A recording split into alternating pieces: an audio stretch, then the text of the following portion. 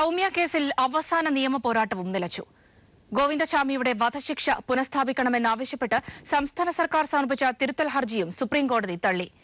ഗോവിന്ദചാമിക്ക് വധശിക്ഷയില്ല. സൗമ്യയെ ട്രെയിനിൽ നിന്നും തള്ളിയിട്ട് പീഡിപ്പിച്ചു കൊന്ന ഗോവിന്ദചാമിയുടെ വധശിക്ഷ പുനഃസ്ഥാപിക്കാൻ കേരളവും സൗമ്യയുടെ അമ്മയും നടത്തിയ നിയമ പോരാട്ടങ്ങൾ അവസാനിച്ചു. അവസാന പ്രതീക്ഷയായ തിരുത്തൽ ഹർജിയും സുപ്രീംകോടതിയുടെ വിശാല ബെഞ്ച് തള്ളി. ചീഫ് ജസ്റ്റിസ് JS Kehar അടക്കമുള്ള 6-അംഗ ബെഞ്ച് വ്യാഴാഴ്ച ഉച്ചയ്ക്ക് 1:30 സൗമ്യ കേസിൽ കേരളത്തിന്റെ തിരുത്തൽ ഹർജി ചേംബറിൽ പരിഗണിച്ചു. കേസിന്റെ എല്ലാ രേഖകളും പരിശോധിച്ച ശേഷം ഗോവിന്ദചാമിയുടെ വധശിക്ഷ റദ്ദാക്കിയ സെപ്റ്റംബർ 15 വിധിയിൽ ഇടപെടേണ്ട സാഹചര്യമില്ലെന്ന് വിശാല ബെഞ്ച് ചൂണ്ടിക്കാട്ടുന്നു. തിരുത്തൽ ഹർജികൾക്ക് ആധാരമായ 2002 രൂപ ഷൊഹൂറ കേസിലെ ചട്ടങ്ങൾ പ്രകാരം കേരളത്തിന്റെ ആവശ്യം തള്ളുന്നതായി ബെഞ്ച് പുറത്തിറക്കിയ ഉത്തരവിൽ വ്യക്തമാക്കുന്നു. തിരുത്തൽ ഹർജിയിൽ തുറന്ന കോടതിയിൽ വാദം കേൾക്കണമെന്ന ആവശ്യവും അംഗീകരിക്കപ്പെട്ടില്ല. നേരത്തെ ഈ കേസിൽ പുനഃപരിശോധനാ ഹർജി തുറന്ന കോടതിയിൽ വാദം കേൾക്കവേ മുൻ ജസ്റ്റിസ് മാർക്കണ്ഡേയ ഗഡ്ജുവും ബെഞ്ചും തമ്മിലുള്ള തർക്കം സംസ്ഥാനത്തിന്റെ വാദം അംഗീകരിക്കുന്നതിനെ ബാധിച്ചെന്നും തിരുത്തൽ ഹർജിയിൽ സംസ്ഥാനം ചൂണ്ടിക്കാട്ടിയിരുന്നു. 2011 ഫെബ്രുവരി 1 ഷൊർണൂർ പാസഞ്ചർ ട്രെയിനിൽ വെച്ച് സൗമ്യ ആക്രമിക്കപ്പെട്ട് കൊല്ലപ്പെടുന്നു. തൃശൂർ വിചാരണ കോടതിയിൽ ആരംഭിച്ച നിയമ പോരാട്ടം 7 വർഷങ്ങൾക്ക് ശേഷം സുപ്രീം കോടതിയിൽ അവസാനിക്കുമ്പോഴും ഏറ്റവും വലിയ ക്രൂരത നടത്തിയ ഗോവിന്ദചാമിയുടെ വധശിക്ഷ മാത്രം അംഗീകരിക്കപ്പെട്ടില്ല. News bureau, Delhi. കോടതി വിധിയിൽ ദുഃഖമുണ്ടെന്നും നീതി കിട്ടുമെന്നാണ് പ്രതീക്ഷിച്ചിരുന്നതെന്നും സൗമ്യയുടെ അമ്മ സുമതി മാധ്യമങ്ങളോട് പറഞ്ഞു. നീതി കിട്ടാൻ ഇനിയും ഏതറ്റം വരെയും പോകുമെന്നും അമ്മ സുമതി അറിയിച്ചു.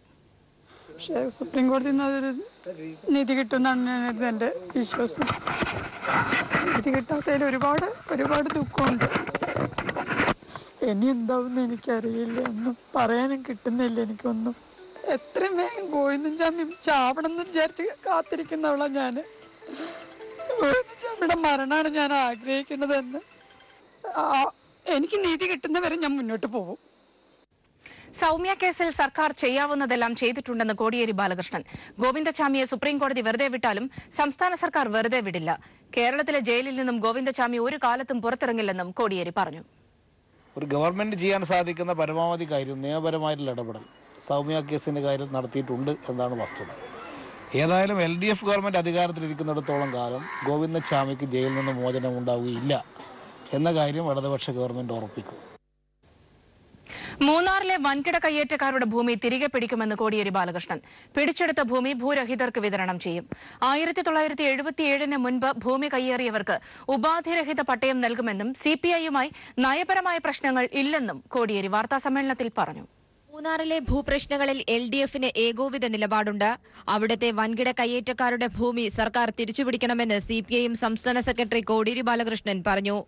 ഇതിനായി കയ്യേറ്റ ഭൂമി വേർതിരിക്കണമെന്നും അദ്ദേഹം കൂട്ടിച്ചേർത്തു. വൻകിട കയ്യേറ്റം അത് ഏതെല്ലാമാണെന്ന് കണ്ടെത്തി കയ്യേറ്റ ഭൂമി ഏതാണെന്നുള്ളത് നിശ്ചയിക്കണം. ആ കയ്യേറ്റ ഭൂമി ഇന്ന ഭൂമിയല്ല കയ്യേറ്റ ഭൂമിയാണ് എന്ന് വ്യവസ്ഥപ്പെടുത്തി അത് ഓരോന്നും ഒഴിപ്പിക്കാനുള്ള നടപടിയാണ് സ്വീകരിക്കേണ്ടത്. അതിന് ജനങ്ങളുടെ പിന്തുണയും കിട്ടും. നല്ല ടൂറിസം സാധ്യത ഉപയോഗപ്പെടുത്താൻ കഴിയുന്ന വിധത്തിൽ ഉള്ള ഒരു ഇടപെടൽ ഗവൺമെൻറ് നടത്തണം. അതിനൊരു നിയമനിർമ്മാണം തന്നെ നടത്തി ഈ പ്രശ്നത്തിന് പരിഹാരം കാണും. വൻകിട തോട്ട ഉടമകൾക്കെതിരെ കർശനമായ നടപടി സ്വീകരിക്കും. പട്ടയ വിതരണത്തിന് തടസ്സം വരുത്താനാണ് ഇപ്പോഴത്തെ വിവാദങ്ങളുടെ ലക്ഷ്യം. മൂന്നാർ വിഷയത്തിൽ CPI-എം CPI ഭിന്നതയുണ്ടെന്ന് വരുത്തി തീർക്കാനാണ് ശ്രമം. എന്നാൽ നയപരമായ ഒരു അഭിപ്രായ വ്യത്യാസവും CPI-യും CPI-എമ്മും തമ്മിലില്ലെന്നും കോടിയേരി വ്യക്തമാക്കി. CPI-എം കയ്യേറ്റക്കാരുടെ ഭാഗത്താണ് എന്ന് വരുത്തി തീർക്കാൻ ചില മാധ്യമങ്ങൾ ശ്രമിക്കുന്നതായും കോടിയേരി കുറ്റപ്പെടുത്തി. പാർട്ടിയുടെ യശസ് ഉയർത്തിപ്പിടിക്കുന്ന അഭിപ്രായ പ്രകടനമായിരുന്നില്ല MM മണിയുടേത്. അതിന്റെ ഭാഗമായാണ് നടപടി. പാർട്ടി വിദ്യാഭ്യാസത്തിന്റെ ഭാഗമാണ് നടപടിയെന്നും കോടിയേരി തിരുവനന്തപുരത്ത് പ്രതികരിച്ചു. പാർട്ടിയുടെ യശസ്സിന് യോജിക്കുന്ന വിധത്തിലുള്ള അഭിപ്രായ പ്രകടനം മാത്രമേ നടത്താൻ പാടുള്ളൂ. അതിനനുയോജ്യമായ അഭിപ്രായമല്ല സഖാവ് MM മണി നടത്തിയതെന്നതുകൊണ്ടാണ് സഖാവ് MM മണിയെ പരസ്യശാസനയ്ക്ക് വിധേയമാക്കാൻ പാർട്ടി സംസ്ഥാന കമ്മിറ്റി തീരുമാനിച്ചത്. അത് പാർട്ടി നേതാക്കന്മാരായിട്ടുള്ള മിക്ക ആളുകളും ശാസനക്കൊക്കെ വിധേയമായിട്ടുണ്ട്. സഖാവ് EMS മുഖ്യമന്ത്രിയായിരിക്കുമ്പോൾ EMS-നെ അച്ചടക്ക നടപടിക്ക് വിധേയമാക്കിയിട്ടില്ലേ? ആർക്കും സമരം ചെയ്യാനുള്ള അവകാശമുണ്ട്. സമരത്തിന്റെ ഭാവി തീരുമാനിക്കേണ്ടത് അവർ തന്നെയാണെന്നും പൊമ്പിളയൊരുമൈ സമരത്തെക്കുറിച്ചുള്ള പ്രതികരണത്തിൽ കോടിയേരി വ്യക്തമാക്കി. News bureau, Thiruvananthapuram. സെൻകുമാർ കേസിൽ വ്യക്തത തേടി സംസ്ഥാന സർക്കാർ സുപ്രീം കോടതിയിലെ മുതിർന്ന അഭിഭാഷകരോട് നിയമോപദേശം തേടി. മുതിർന്ന അഭിഭാഷകൻ ഹരീഷ് സാൽവെയോടാണ് സർക്കാർ നിയമോപദേശം തേടിയത്. സെൻകുമാറിന് പകരം നിയമിച്ച ലോക്നാഥ് ബെഹ്റയ്ക്ക് ഉത്തരവ് ബാധകമാണോ എന്ന് പരിശോധിക്കും. സെൻകുമാർ സമർപ്പിച്ച ഹർജിയെ തുടർന്ന് 24-ാം തീയതി സുപ്രീം കോടതി പുറപ്പെടുവിച്ച ഉത്തരവിൽ വ്യക്തത വരുത്താനാണ് സർക്കാർ നിയമോപദേശം തേടിയത്. വിധിന്യായ പ്രകാരം സെൻകുമാറിനെ ക്രമസമാധാന ചുമതലയുള്ള DGP സ്ഥാനത്തു നിന്നും മാറ്റിയ 2016 ജൂൺ 1 സർക്കാർ ഉത്തരവ് സുപ്രീം കോടതി റദ്ദാക്കി. എന്നാൽ അതേ സർക്കാർ ഉത്തരവിൽ തന്നെ മറ്റു 3 സ്ഥാനമാറ്റങ്ങളും രേഖപ്പെടുത്തിയിട്ടുണ്ട്. സെൻകുമാറിന് പകരം ലോക്നാഥ് ബെഹ്റയെ പോലീസ് മേധാവിയാക്കുകയും വിജിലൻസ് ഡയറക്ടറായി ശങ്കർ റെഡ്ഡിക്ക് പകരം ജേക്കബ് തോമസിനെ നിയമിക്കുകയും ചെയ്യുന്നതായി ഉത്തരവിൽ പറയുന്നു. ഈ ജൂൺ 1 ഉത്തരവ് റദ്ദാക്കുമ്പോൾ സെൻകുമാറിന് പുറമെ മറ്റു 3 പേരുടെ നിയമനങ്ങളും റദ്ദാക്കപ്പെടുമോ എന്നാണ് അറിയേണ്ടത്. സെൻകുമാറിന് പകരം നിയമിച്ച ലോക്നാഥ് ബെഹ്റയെക്കുറിച്ച് സുപ്രീം കോടതി ഉത്തരവിൽ പരാമർശമില്ല. പകരം സെൻകുമാറിനെ പുനർനിയമിക്കണമെന്ന് മാത്രമേ പറഞ്ഞിട്ടുള്ളൂ. ഇക്കാര്യത്തിൽ സുപ്രീം കോടതി തന്നെയാണ് വ്യക്തത വരുത്തേണ്ടത്. അത്തരമൊരു വ്യക്തത തേടി സുപ്രീം കോടതിയെ സമീപിക്കുന്നതിനെ കുറിച്ചാണ് സർക്കാർ ഇപ്പോൾ മുതിർന്ന അഭിഭാഷകൻ ഹരീഷ് സാൽവെയോട് നിയമോപദേശം തേടിയത്. സാൽവെ നൽകുന്ന നിയമോപദേശം പരിശോധിച്ച ശേഷം ആവശ്യമെങ്കിൽ ഉത്തരവിൽ വ്യക്തത തേടി സംസ്ഥാന സർക്കാർ സുപ്രീം കോടതിയെ സമീപിച്ചേക്കും. News bureau, Delhi. Chemmanur life vision charitable ട്രസ്റ്റിന്റെ ജീവകാരുണ്യ പ്രവർത്തനങ്ങൾക്ക് ലക്ഷദ്വീപിൽ തുടക്കമായി. ചികിത്സാ സഹായ പദ്ധതി, തൊഴിലുപകരണ വിതരണ പദ്ധതി, ഭവന നിർമ്മാണ സഹായ പദ്ധതി എന്നിവയ്ക്കാണ് തുടക്കമായത്. കവരത്തി പഞ്ചായത്തിൽ നടന്ന ചടങ്ങിൽ ഡോക്ടർ ബോബി ചെമ്മണ്ണൂർ നിരവധി ആളുകൾക്ക് നേരിട്ട് സഹായധനം നൽകി. ബോബി ചെമ്മണ്ണൂരിന് വൻ സ്വീകരണമാണ് ലക്ഷദ്വീപ് നിവാസികൾ നൽകിയത്.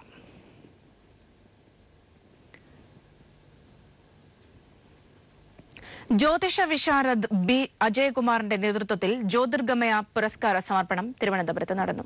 മുൻ മുഖ്യമന്ത്രി ഉമ്മൻചാണ്ടിയാണ് പുരസ്കാര വിതരണം നടത്തിയത്. ശ്രേഷ്ഠ കാരുണ്യ പുരസ്കാരത്തിന് ബോബി ചെമ്മണ്ണൂരും, ബഹുമുഖ പ്രതിഭാ പുരസ്കാരത്തിന് PV അൻവർ MLA-യും, യുവ പ്രതിഭാ പുരസ്കാരത്തിന് MS ഫൈസൽ ഖാൻ, സേവന പുരസ്കാരത്തിന് ഡോക്ടർ A യൂനുസ് കുഞ്ഞും അർഹരായി.